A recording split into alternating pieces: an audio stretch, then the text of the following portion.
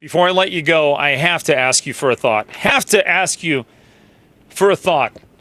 On the passing of the great Edward Van Halen, who passed away a couple of days ago. It was interesting. My son Zach is a pretty good guitar player. He's been playing guitar for 6 or 7 years now, and he texted me in the middle of class. Van Halen died, and the music died, and that's all I text Zach back was, I say, well, today's the day the music died. And so, or grew up in the 80s, that was just a cultural thing almost. Yeah. I mean, everybody was a Van Halen fan. He was the first guy that, would get up and play on the neck and, do all the crazy things. Finger tapping, we call that. It was actually kind of funny because a friend of mine, I remember back in I want to say it was like 83 or 84 when Michael Jackson album comes out, Thriller.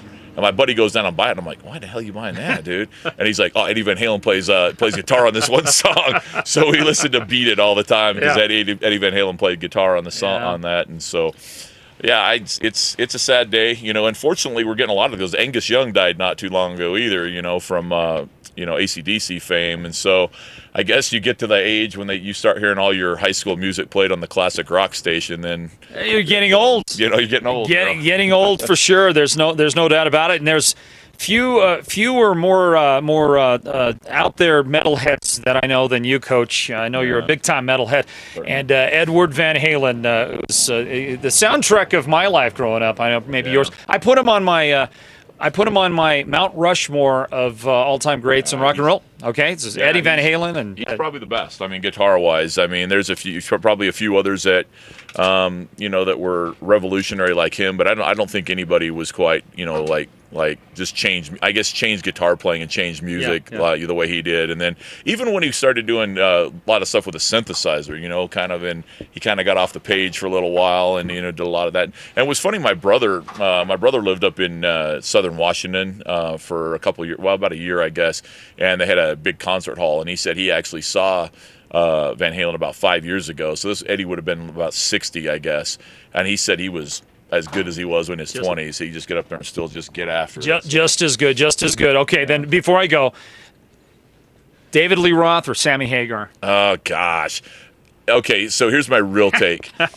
I actually do think Sammy Hagar is a better singer and has a better voice, but David Lee Roth is Van Halen. Yes, there's no doubt. So for me, it would be David. Of course, Diamond Dave. Yeah. I knew I could draw you out, Coach. I could draw you out with that discussion. Look, great win for you and the guys tonight. Congratulations. Go enjoy the rest of home. I don't know if you got a date tonight. I don't know if Tasha's going out. You guys going to go out dancing or what? Go home and go to bed. All right, Coach. Go have a good time. All right, thank you very much. All right, the big win for the Show Cougars. Final score 43-0 on homecoming tonight as they knock off the Payson Longhorns. Thank you, Coach Maxwell. Thank you to Colton Yeager, the quarterback. Thank you to Quentin Maxwell as well for joining us. And, boy, Kevin Whipple. He is the Sports Zone Radio's player of the game, and what a game he and the guys had tonight. Big win for the Show Cougars. Folks, thanks for joining us.